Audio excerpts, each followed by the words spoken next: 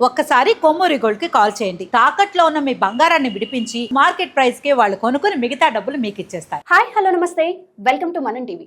నారా లోకేష్ గారిని working president గా నియమిస్తున్నారు అని పెద్ద ఎత్తున వార్తలు అయితే సర్క్యులేట్ అవుతున్నాయి.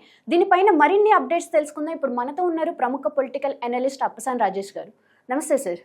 సార్, ఫస్ట్ థింగ్, ఇప్పటి వరకు టీడీపీలో వర్కింగ్ ప్రెసిడెంట్ అనే పోస్టే లేదు. ఇప్పుడు క్రియేట్ చేసి దానికి నారా లోకేష్ గారిని నియమిస్తున్నారు అని వార్తలు వినిపిస్తున్నాయి. నారా లోకేష్ గారు ఆల్రెడీ రాష్ట్ర మంత్రిగా ఉన్నారు. ఇటు పార్టీని అటు పదవిని ఆయన హ్యాండిల్ చేయగల సమర్థత ఆయనలో ఉందంటారా?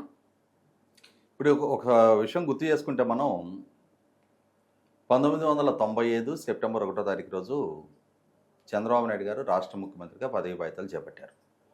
అప్పటి నుంచి ఇప్పటి వరకు ఆయన అయితే రాష్ట్ర ముఖ్యమంత్రిగా లేదు ప్రధాన ప్రతిపక్ష నాయకుడిగా కొనసాగుతున్నారు గత 3 దశాబ్దాలుగా.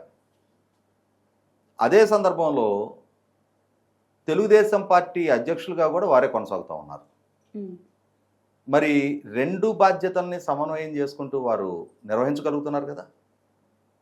ఇక్కడ ఒక అంశం గుర్తు చేసుకోవాలి. 1995లో వారు రాష్ట్ర ముఖ్యమంత్రిగా అలాగే పార్టీ అధ్యక్షుడిగా పదవి బాధ్యతలు చేపట్టే నాటికి వారికి 45 సంవత్సరాల వయసు. అంటే చంద్రబాబు నాయుడు గారికి అప్పటికే 1978 నుంచి శాసనసభ్యుడిగా, మంత్రిగా, అలాగే పార్టీ నిర్మాణంలో పార్టీ గ్రామ కమిటీ నుంచి రాష్ట్ర కమిటీ వరకు తెలుగుదేశం పార్టీని వ్యవస్థీకృతంగా ఒక స్ట్రక్చరల్ రూపం తీసుకురావడంలో వారు కీలక పాత్ర పోషించారు. తెలుగుదేశం పార్టీ అంతర్గత వ్యవహారాల్లో చాలా అనుభవం, పరిజ్ఞానం వారికి అప్పటికే ఉంది.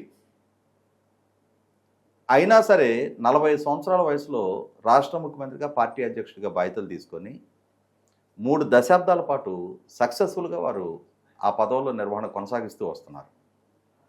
మధ్యలో ముఖ్యమంత్రి పదవి కొన్నాళ్ళు కోల్పోయి ప్రతిపక్ష పాత్రకి పరిమితం అయ్యారు, కానీ పార్టీ అధ్యక్షుడిగా మాత్రం గత 3 దశాబ్దాలుగా వారే కొనసాగుతూ ఉన్నారు. ఇటువంటి పరిస్థితుల్లో లోకేష్ మంత్రిగా, పార్టీ అధ్యక్షుడిగా బాధ్యతలు నిర్వహించలేరా అని చెప్పిన ప్రశ్న ఉత్పన్నం కావడానికి ఆస్కారం లేదు. ఇవాళ ఒకవేళ పార్టీ వర్కింగ్ ప్రెసిడెంట్గా దానికి బాధ్యతలు ఇవ్వాలి అని చెప్పని మహానాడు సందర్భంగా పార్టీ కనుక ఒక విధానపరమైన నిర్ణయం తీసుకుంటే అటు రాష్ట్ర ఐటీ అండ్ హెచ్ఆర్డీ మినిస్టర్గా, ఇటు పార్టీ వర్కింగ్ ప్రెసిడెంట్గా కూడా తను చాలా సమర్థతతోటి ఆ విధులను నిర్వహించగలుగుతాడు. ఎందుకంటే ఇవాళ తను జాతీయ ప్రధాన కార్యదర్శిగా కొనసాగుతూ ఉన్నారు. గత 3 టెన్యూర్స్గా తనే జాతీయ ప్రధాన కార్యదర్శిగా ఉన్నారు. ఇటు జాతీయ ప్రధాన కార్యదర్శిగాను, అటు రాష్ట్ర మంత్రిగా 2017-19 మధ్యలో కూడా ఆ రోజు Panchayati Raj, rural development and IT minister. చాలా అద్భుతమైన పనితీరు తను కనపరచడం జరిగింది. తన హయాంలోనే ఎన్ఆర్ఈజీసీ మ్యాచింగ్ తోటి, ఎస్సీ సప్లాన్ ఫండ్స్ తోటి లింకప్ చేసి 25,000 కిలోమీటర్ల సీసీ రోడ్ ఫార్మేషన్స్ గ్రామీణ ప్రాంతాల్లో వేయగలిగారు. కొన్ని వందల మేజర్ పంచాయతీలకి చరిత్రలోనే మొట్టమొదటిసారిగా అండర్గ్రౌండ్ డ్రైనేజ్ వ్యవస్థని క్రియేట్ చేయగలిగారు. కేంద్ర ప్రభుత్వం నుంచి కొన్ని వందల అవార్డులని స్క్రోచ్ అవార్డ్స్ అంటారు. స్కోచ్ అవార్డ్స్ ఉంటుంది. వాటిని పంచాయతీరాజ్ డిపార్ట్మెంట్కి తీసుకురాగలిగారు. అంటే పంచాయతీరాజ్ డిపార్ట్మెంట్ పొందటానికి ఆ రోజు మంత్రిగా తాను ముందుండి నడిపించడం జరిగింది. అదే సందర్భంలో ఇవాళ గత కొన్నాళ్ళుగా చూసుకుంటే చంద్రబాబు నాయుడు గారు మళ్ళీ 4వసారి రాష్ట్ర ముఖ్యమంత్రిగా పదవి బాధ్యతలు చేపట్టారు. ఒక ప్రత్యేక పరిస్థితుల్లో 2019లో జగన్మోహన్ రెడ్డి గారి పట్ల మొగ్గు చూపిన రాష్ట్ర ప్రజలు 5 సంవత్సరాల జగన్మోహన్ రెడ్డి గారి పాలన చూసిన తర్వాత రాష్ట్రాన్ని ఆర్థికంగాను, అభివృద్ధి పరంగాను విధ్వంసానికి జగన్మోహన్ రెడ్డి గారు బాధ్యుడు అయ్యారు అని చెప్పని మొన్నటి ఎన్నికల్లో మళ్ళీ చంద్రబాబు నాయుడు గారి నాయకత్వంలో ఎన్డీఏ కూటమికి అధికారం కట్టబెట్టి మళ్ళీ చంద్రబాబు నాయుడు గారిని రాష్ట్ర ముఖ్యమంత్రిగా ఎంపిక చేసుకోవడం జరిగింది. ఇక్కడ గమనించుకుంటే ఇవాళ దక్షిణాదిలో ఇరుగు పొరుగునున్న మిగిలిన రాష్ట్రాలు తెలంగాణ, తమిళనాడు, కర్ణాటక, ఈ 3 రాష్ట్రాల సరసన ఆంధ్రప్రదేశ్ రాష్ట్రాన్ని పోల్చి చూసినప్పుడు పారిశ్రామికీకరణ పరంగా కానీ, జీవన ప్రమాణాల పరంగా కానీ, అలాగే పర్ క్యాపిటల్ ఇన్కమ్ పరంగా కానీ చూసుకున్నప్పుడు అట్టడుగు స్థాయిలో ఆంధ్రప్రదేశ్ రాష్ట్రం ఉంది. అదే సందర్భంలో జిఎస్డిపిలో రాష్ట్ర అప్పుల ప్రపోర్షన్ చూసుకున్నా కూడా రాష్ట్రం ఆర్థికంగా కొనారిల్లే స్థితిలో ఉంది. ఇటువంటి స్టేజ్లో ఈ విధ్వంసం నుంచి రాష్ట్రాన్ని కాపాడగలిగే సామర్థ్యం చంద్రబాబు నాయుడు గారికి ఉంది అని చెప్పని ప్రజలు నమ్మి ఆయనకు అధికారం కట్టబెట్టారు. ఇక్కడ ముఖ్యమంత్రిగా ప్రజల ఆకాంక్షలకు అనుగుణంగా పనిచేయాల్సిన బాధ్యత చంద్రబాబు నాయుడు గారి మీద ఉంది. తనకున్న పూర్తి శక్తియుక్తుల్ని రాష్ట్ర అభివృద్ధిని మళ్ళీ తిరిగి అంటే విధ్వంసానికి గురైన రాష్ట్రాన్ని తిరిగి పునర్నిర్మాణం చేయాలి, వ్యవస్థను గాడిలో పెట్టాలి, ఆర్థిక వ్యవస్థను చక్కదిద్దాలి, పారిశ్రామికీకరణ పెంచాలి, లక్షలాదిగా నిరుద్యోగులుగా ఉన్న యువతకు ఉపాధి కల్పన జరగాలి, తద్వారా మార్కెట్ పొటెన్షియాలిటీ పెరగాలి, గవర్నమెంట్కి ట్యాక్స్ రెవెన్యూస్ పెరగాలి. ఇన్ని వ్యవహారాలని సమన్వయం చేసుకోవాల్సిన బాధ్యత పాలకుడిగా చంద్రబాబు నాయుడు గారి మీద ఉంది. ఆయన గతం నుంచి కూడా రాష్ట్ర ముఖ్యమంత్రిగా పార్టీ అధ్యక్షుడిగా సమన్వయంతో పనిచేస్తున్నది వాస్తవమే. కానీ ఈరోజు ఆయన కూడా మొన్న ఏప్రిల్ 20 తారీఖుకి సరిగ్గా ఈ రోజుకి నెల క్రితం 70 సంవత్సరాలు పూర్తి చేసుకున్నారు. ఇటువంటి పరిస్థితుల్లో డెఫినెట్గా ఆయనకున్న పూర్తి శక్తి సామర్థ్యాలని రాష్ట్ర అభివృద్ధి మీద కేంద్రీకరించాల్సిన నేపథ్యంలో పార్టీని సమన్వయం చేసుకునే శక్తి సామర్థ్యాలు ఉన్న లోకేష్కి పార్టీ బాధ్యతలు అప్పచెప్పాలి అనేది పార్టీ శ్రేణుల నుంచి కూడా ఆ డిమాండ్ వ్యక్తమవుతూ ఉంది. నేను కూడా గతంలో కొన్ని వీడియోలు అదే డిమాండ్ చేయడం జరిగింది. చంద్రబాబు నాయుడు గారిని ఇంకా కొన్నాళ్ళు ఆయన శక్తి సామర్థ్యాలతోటి ఈ రాష్ట్రాన్ని పరిపాలించడానికి ఆయన కాపాడుకోవాల్సిన అవసరం ఉంది.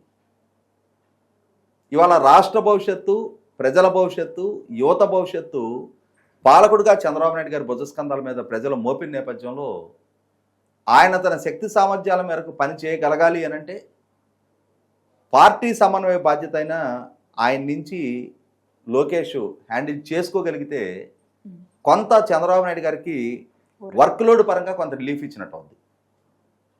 ఈ దృష్ట్యా చూసినప్పుడు లోకేష్ చంద్రబాబు నాయుడు గారు మొట్టమొదటిగా వారు ముఖ్యమంత్రిగా అలాగే పార్టీ అధ్యక్షుడిగా 2 బాధ్యతలని సమన్వయం చేసుకుంటూ ఆ బాధ్యతలు స్వీకరించినాడు. వారికి 45 సంవత్సరాల వయసు.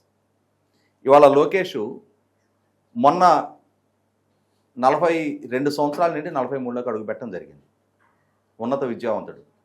అలాగే 2009 నుంచి పార్టీ కార్యకలాపాల్లో తన క్రియాశీలకంగా పాల్గొనడం కూడా జరుగుతూ ఉంది.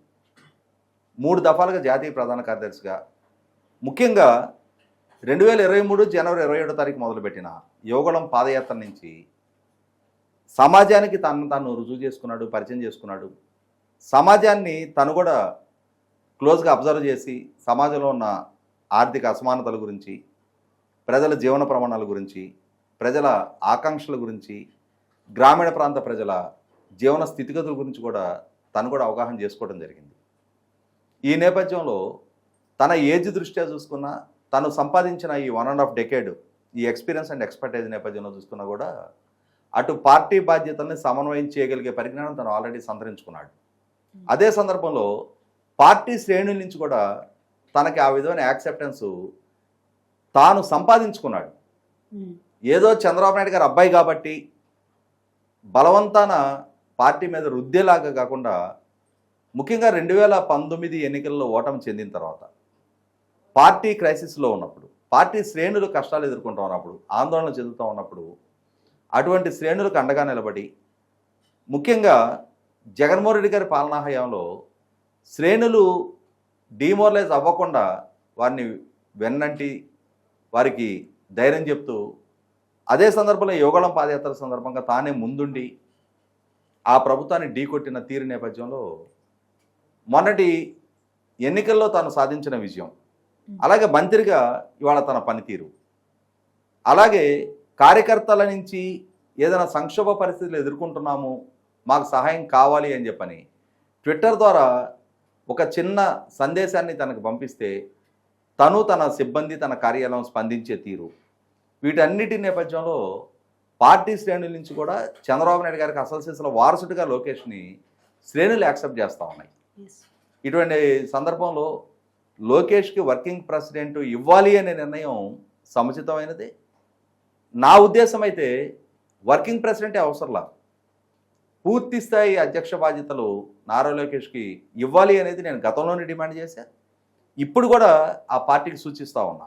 ఆ విధమైన నిర్ణయాలు తీసుకున్నప్పుడు చంద్రబాబు నాయుడు గారి మీద పార్టీ నిర్వహణకు సంబంధించిన కొంత భారాన్ని తగ్గించినప్పుడు వారి వయసు రీత్యా వారి పూర్తి శక్తి సామర్థ్యాన్ని రాష్ట్ర ముఖ్యమంత్రిగా రాష్ట్ర పాలన మీద కేంద్రీకరించగలుగుతారు. Right, thank you sir.